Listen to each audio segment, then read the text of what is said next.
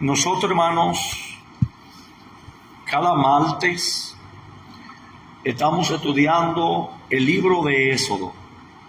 Es un libro muy interesante porque, aunque hemos dicho anteriormente que el libro de Génesis y el libro de Éxodo, aunque cronológicamente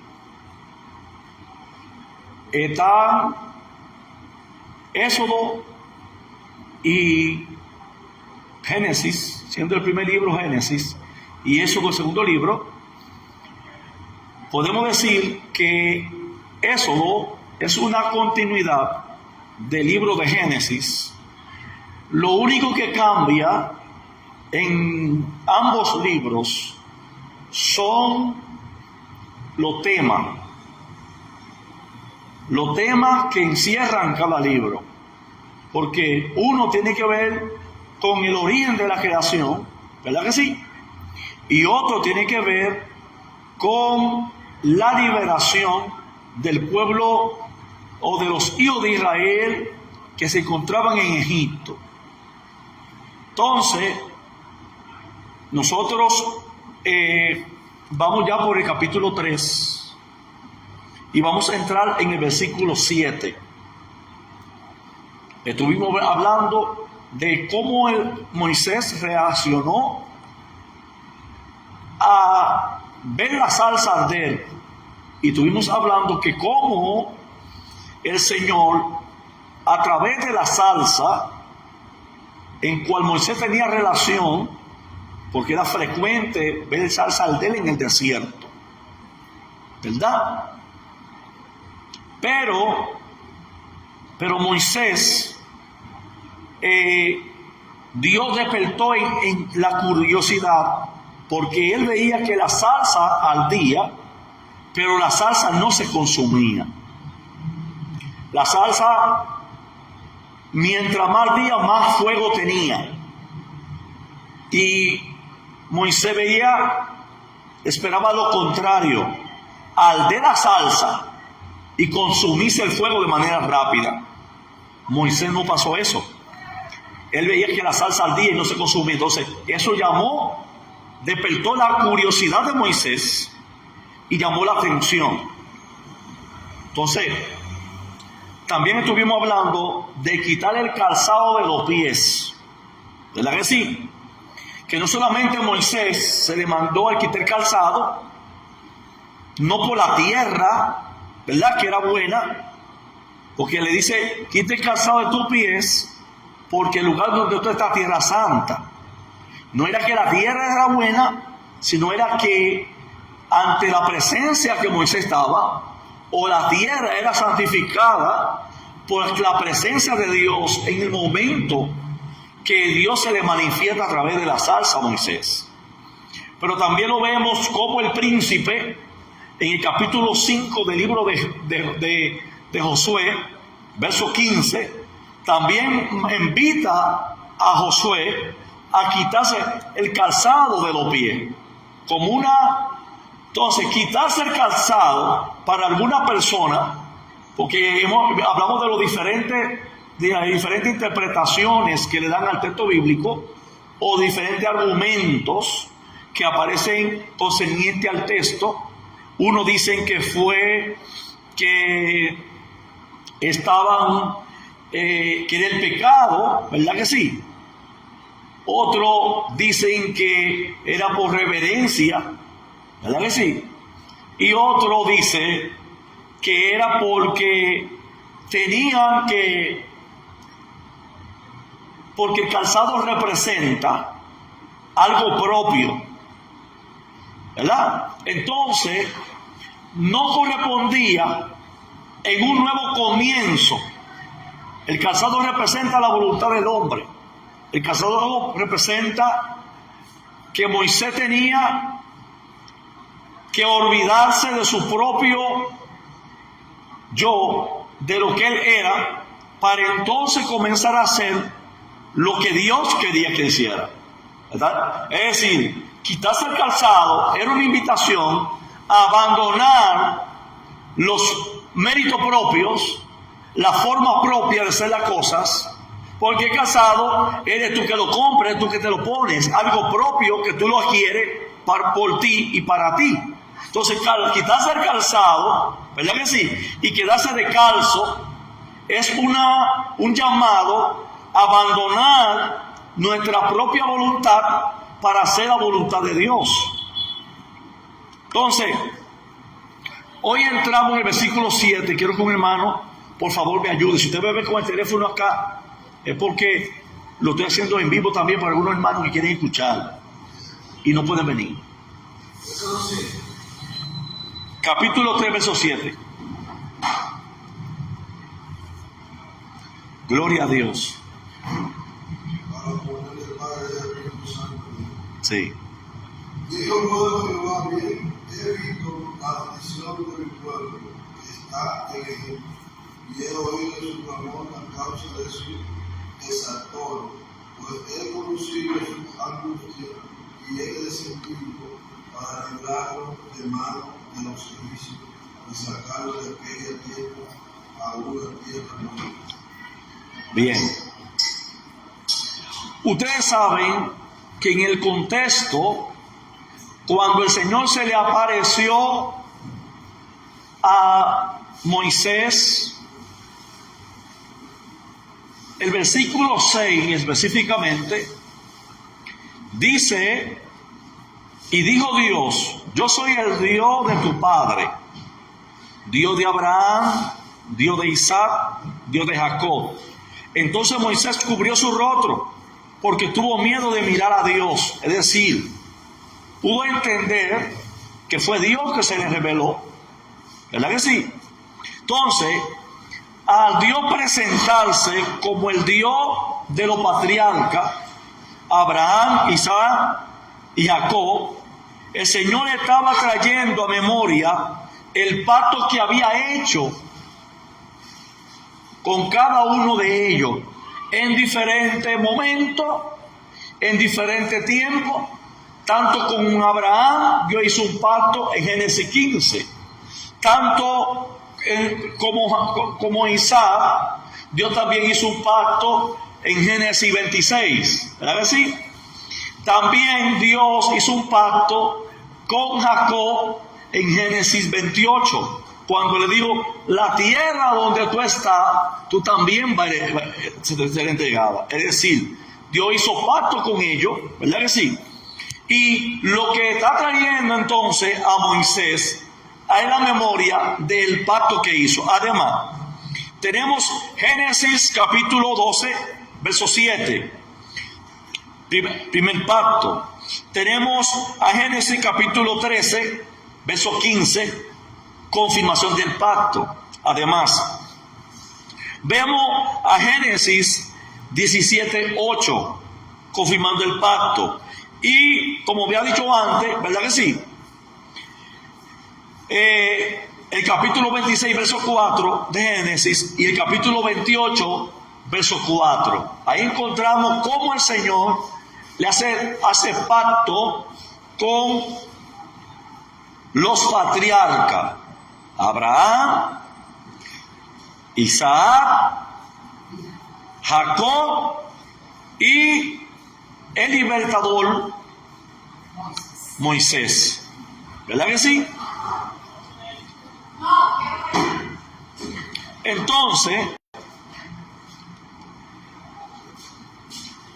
ya era el tiempo para cumplir la promesa, pero el pueblo aún no estaba libre, sino que estaba atrapado en esclavitud en Egipto. Sin embargo, eso no iba a ser impedimento para cumplir el propósito divino. Siempre que nos vemos en lugares de desierto, de prueba, dificultades, pensamos y ponemos de lejos la promesa que Dios nos ha hecho. Y no podemos permitir que el proceso, que el desierto, que la prueba nos borre de nuestra mente, de nuestra vida, la promesa que Dios nos ha hecho. Si hay una cosa que tenemos que estar pendiente, es la promesa que Dios nos ha hecho. ¿Por qué? Porque hoy tenemos un pueblo muchas veces rezagado, una iglesia rezagada, una iglesia que muchas veces, o un pueblo que muchas veces solamente cumple con horario de culto, en un banco, en una silla, pero a olvidarse del propósito, de la promesa, ¿verdad que sí? Se acostumbran al banco, se acostumbran a malos días de culto, y en la vida espiritual, ministerial, no existe lo que es un propósito. Y tú te das cuenta por la condición que tenía el pueblo, porque el pueblo tenía una condición, ¿verdad que sí? Recuerde que hablamos de que el faraón había muerto. El faraón que no conocía a José, pero que se levantó un faraón que sí conocía a Moisés, y el pueblo esperaba que la esclavitud o la opresión cesara, menguara, y fue todo lo contrario. Ese faraón fue peor todavía. A veces nosotros, cuando no aprendemos de un proceso, tenemos que tener cuidado, porque el otro proceso puede ser más fuerte que el anterior que teníamos. Entonces, ¿qué es lo que Dios quiere? Dios quiere que nosotros entendamos primero las promesas que Dios nos hace. Segundo, propósito.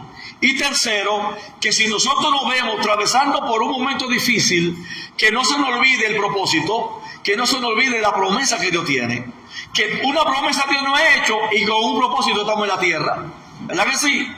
Es decir, ninguna de las amenazas en medio de un propósito pueden tornarse en diferencia con la promesa que Dios nos hizo. Es decir, no pueden borrarlo, no pueden quitarlo, no. Al contrario, debemos adherirnos más, debemos levantarnos más fuerte, caminar hacia lo que Dios nos ha dicho, lo que Dios determinó y el propósito que tenemos en la tierra. Amén. Entonces, vemos que la misma situación llevó al pueblo a clamar a Dios. ¿Por qué? Porque primero Dios le recordó la promesa. ¿Qué fue que Dios le hizo? Le recordó la promesa, el pacto que había hecho. Cuando le estaba refiriendo el pacto pasado con personas que ya habían muerto, Abraham, Isaac, Jacob, era para que Moisés haga memoria, porque aunque Moisés no conoció a Isaac, ni a Abraham, ni a Jacob, pero sí iba a tener memoria del pacto que se hizo con ellos, porque era que se había expandido de generación en generación. De una forma oral era transmitido de generación en generación. Entonces, oyó el clamor del Señor. Eso es importante. No solamente es la fórmula de la oración, es que Dios escuche nuestro clamor. A veces queremos inventar una fórmula de cómo orar. No es la fórmula, es la fe. Amén. Es la fe. Usted, ¿cómo yo voy a orar? ¿Sabe por qué? Porque a los discípulos Jesús les enseñó a orar. ¿Pero por qué fue? Era porque había personas que iban al templo, se paraban frente a una pared y oraban diciendo: yo no soy como aquel fariseo. ¿Sabe por qué? Porque a veces pasa eso. A veces decimos: yo no soy igual que fulano, y comenzamos a comparar. Dios no quiere que tú compares. Dios quiere que tú seas tú con Él en la oración, que sea un espacio entre tú y Él solamente.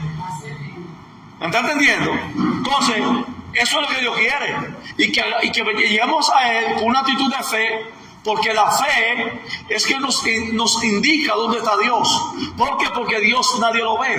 ¿Verdad que sí? Pero la Biblia dice que es necesario que el que se acerque a Dios crea que le hay. Que cuando tú vas a orar, tú lo vas a encontrar ahí. Porque ¿por qué hay gente que no tiene deseo de orar?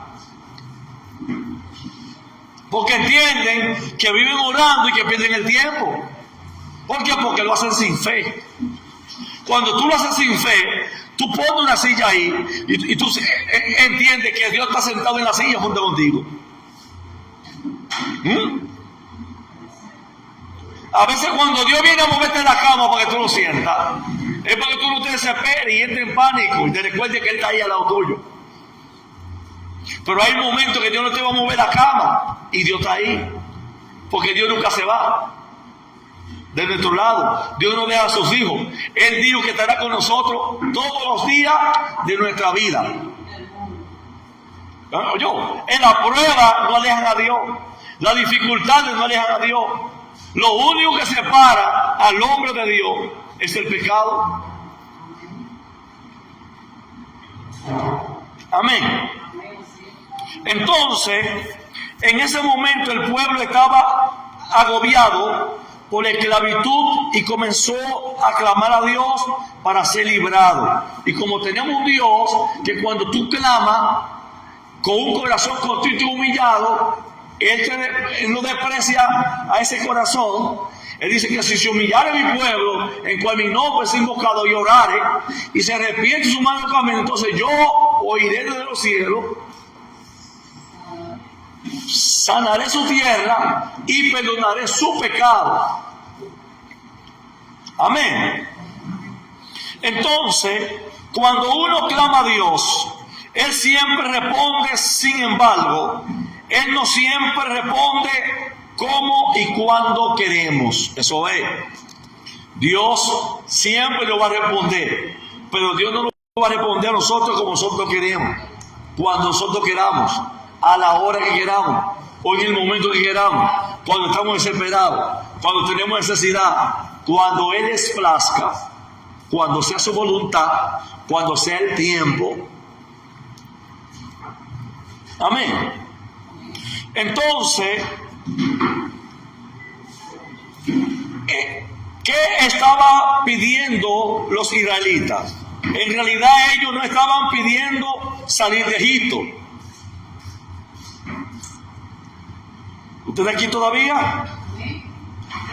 Más bien, lo único que pedían era que su carga fuera aliviada. ¿Usted está aquí todavía? Sí, hermano, porque estamos en la tierra con un propósito. Pero cuando nos olvidamos del propósito, hay situaciones que van a venir en nuestra vida, ¿verdad?, para despertarnos, para llamar nuestra atención, y así busquemos a Dios en oración, y así encontremos la respuesta del propósito de Dios que tiene. Porque que ellos estaban buscando que lo sacara. No, ellos estaban buscando que le alivianaran la carga. ¿Usted está aquí hoy todavía? A veces oramos teniendo sed por una botella de agua. ¿Verdad que sí? Pero Dios sabe que te va a beber la botella de agua y vamos a tener sed.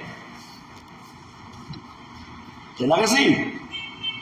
Entonces, cuando tú cambias de botella de agua por un botellón, la respuesta va a venir. ¿Sabes por qué? Porque tú estás hablando de algo mayor. Yo quiero un chin de agua para beber. Dios sabe que el chin de agua no te va a quitar la sed. Te la va a beber y te va a quedar con la misma sed. Ahora pide un botellón, te bebe una botella de agua o un vaso de agua y no te quita la sed. Pues tiene un botellón para tú seguir bebiendo. ¿Verdad que sí? Entonces, ¿qué es lo que Dios quiere enseñarte a ti? A tener relación con Dios, a tener relación con Él a través de la oración. ¿Verdad que sí? Entonces, a tener buen discernimiento, buena sabiduría en el momento que oramos y que le pedimos a Dios. Dios quiere que seamos específicos en qué le pedimos. Yo le pedí a Dios zapatos, 2 pares. Yo se los especificaba. Uno marrón y uno negro. Uno con cordón y uno sin cordón. Al ratico parecían. ¿Por qué? Porque yo era específico en lo que quería. ¿Qué significa eso? Que Dios está viendo que tú sabes lo que tú quieres. Pero cuando gente, no, ¿qué tú quieres? Que Dios te dé. Yo no sé lo que Él quiera. Sí. Amén. Eso lo que está diciendo usted ahora me recuerda a Ángel. Que cuando Ángel tiene un compañero o pide cualquier cosa, ella le especifica, Señor, yo quiero así, así, así. Exacto. Y hay gente que se siente mal cuando ella habla así. Y no es así. Es que usted, como usted quiere, usted pide. Porque por eso es que hay oraciones que no son contestadas, que no son bien marcadas. Exacto. Hacia Dios. Yo digo preferencia, el Señor, yo quiero que tú dé un hombre bueno, diga que sea pobre, pero dame un hombre bueno. Y yo le digo hombre bueno, hombre, como yo lo pedí. Entonces eso es así. Yo le pido mi al Señor, yo quiero mirar a bien, porque cuando uno habla con ellos, ellos tienen que comprender. Y la verdad para Dios, yo he entendido son miembros así. ¿Entiendes? Sí. Entonces estoy de acuerdo con lo que dice el pastor. Estoy de acuerdo con alguien también. Claro, claro. Usted tiene, Dios quiere que usted sea específico, ¿verdad? Porque ¿sabe qué sucede? Eso está mostrando qué es lo que usted tiene. Porque la persona que un día le pide una cosa a Dios y mañana quiere otra, por caso de una persona que yo conocí y yo le dije a ellos, es que ya Dios no le va a contestar a ustedes por más que ustedes oren. ¿Sabe por qué? Porque ustedes están prejuiciados antes de consultar a Dios. A mí me dio yo la pedro tanto, digo que estoy cansado. Yo mismo hago otra cosa, yo mismo conmigo y lo que yo quiero es mirar por favor, ya hay que me pide Dios. Claro. Perdón. Dios, yo he entendido que es tan bueno, tan misericordioso, que a nosotros, hasta lo que nosotros decimos en relajo, sin pensar, que nos sale automático, Dios no se olvida de eso. Todo lo que nosotros decimos, hacemos o hablamos con Dios, Dios lo tiene, Dios lo guarda, Dios no se olvida porque hace 3 años yo le dije al Señor, mira Señor, si fulano tiene que casarse y entender que yo, esto, que el otro, está bien que lo haga. Yo dije eso en mi madurez.